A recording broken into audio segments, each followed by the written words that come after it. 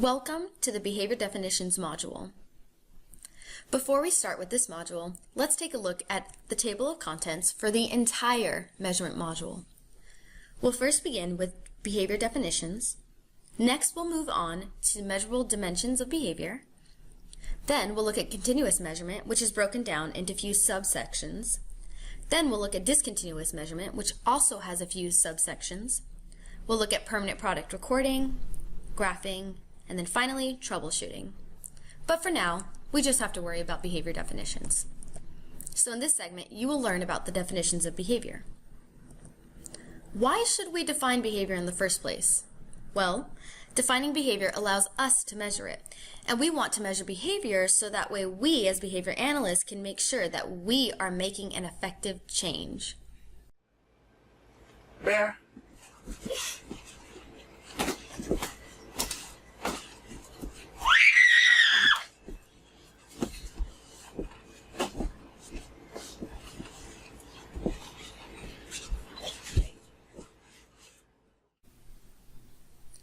In the video you just saw, the client, Layla, was having a huge tantrum.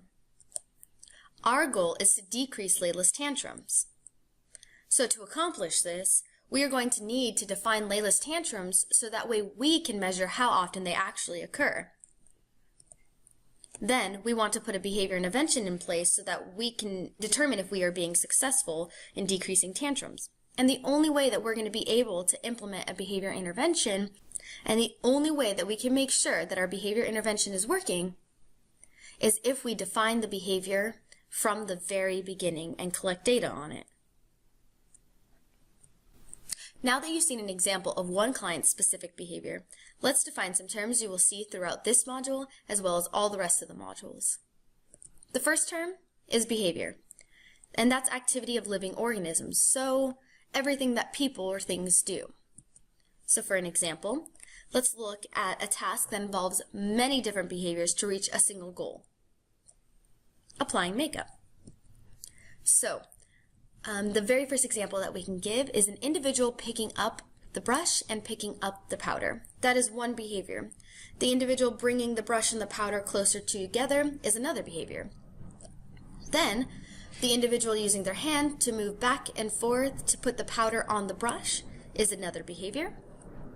The individual actually moving the brush towards their face is a behavior, and then making circular motions with the brush to apply the foundation to their face is also a behavior. So as you can see, that took up a lot of different behaviors in order for this one individual to apply makeup.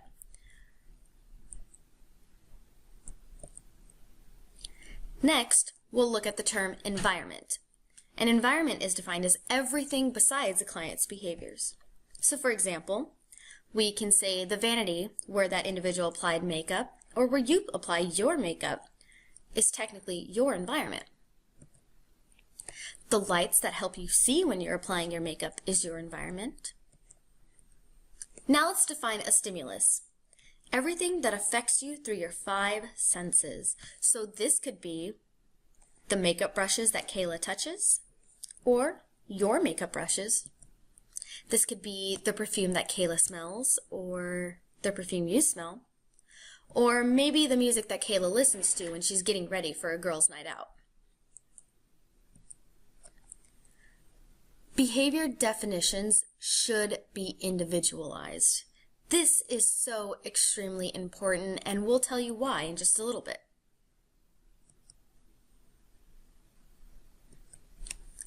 So, one behavior may look different for different clients. So, remember Layla from the earlier video? Well, her tantruming looked like her screaming and hitting the therapist with a stuffed animal. However, with a different client, they may engage in something like tantrums that look like an individual laying on the ground and hitting their fist on the floor. So as you can see, Layla's tantrums may look a little bit different from the next client's tantrums. So it's extremely important for us to define this behavior on an individualized basis. Another reason why it's important to individualize our behavior definitions is because a client's behavior may change over time. So at the beginning of services, the definition of tantrum may look like a child crying.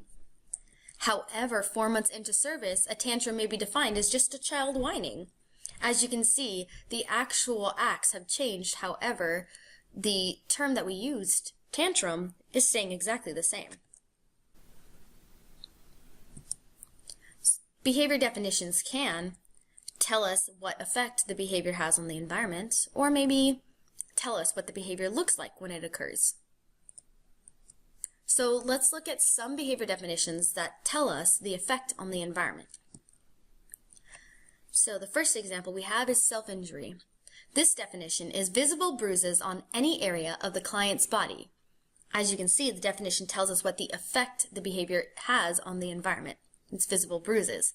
So instead of looking at a client actually hitting themselves and counting that as self-injury, what you're doing is counting the bruises on the client's body and measuring self-injury in that manner. So looking at the actual effect that the behavior has on the environment. The next example we'll look at is homework completion, and this is defined as correct answers written on the homework sheet.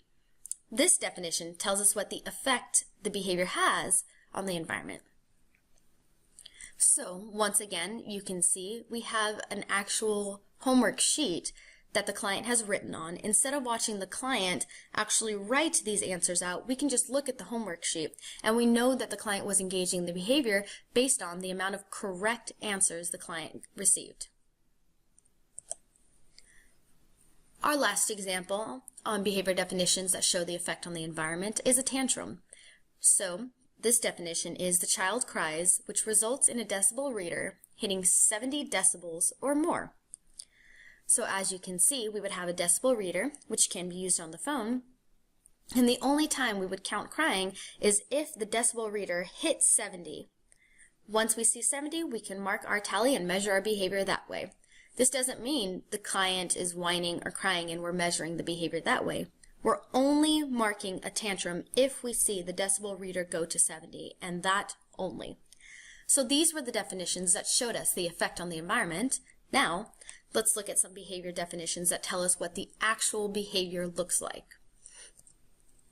So our first example is similar to what you saw before, self-injury. However, this definition has changed. Look carefully. The client uses an open or closed fist to make contact with any part of the client's own body. You can see the clear difference between the last self-injury definition and this one. For this definition, we are actually looking at the client hitting herself, and this is how you will define this behavior. Now let's look at on-task behavior. So the client's hand making contact with the pencil and answering worksheet questions. So this explains exactly what the client is doing, not necessarily the end product that has showed the client has engaged in the behavior. The last example that we'll look at is a tantrum. This definition is the client engaging in non-contextual vocalizations with facial contractions and tears. This definition tells us what the behavior looks like rather than the effect on the environment. So we're actually looking at the client engaging in this tantruming. And once we see non-contextual vocalizations with facial contractions is when we can actually count this behavior definition. Now that we went over the two types of behavior definitions you might see, which is the effect on the environment or what the behavior looks like, let's look at what happens if you've tested a behavior definition and it doesn't really make sense, or the behavior has changed over time. This is very, very important, so make sure you're listening to this next step. Let your supervisor know. It is so very important that your supervisor is aware if something seems incorrect or doesn't make sense to you. They need to make the appropriate changes to the client's treatment plan in order to help you as a registered behavior technician collect the most accurate data that you can. It is extremely important. So if you have any confusion or something has changed over time, please let your supervisor know. That concludes our review of behavior definitions. Please complete the checkpoint questions on Canvas and proceed to the next portion of this module.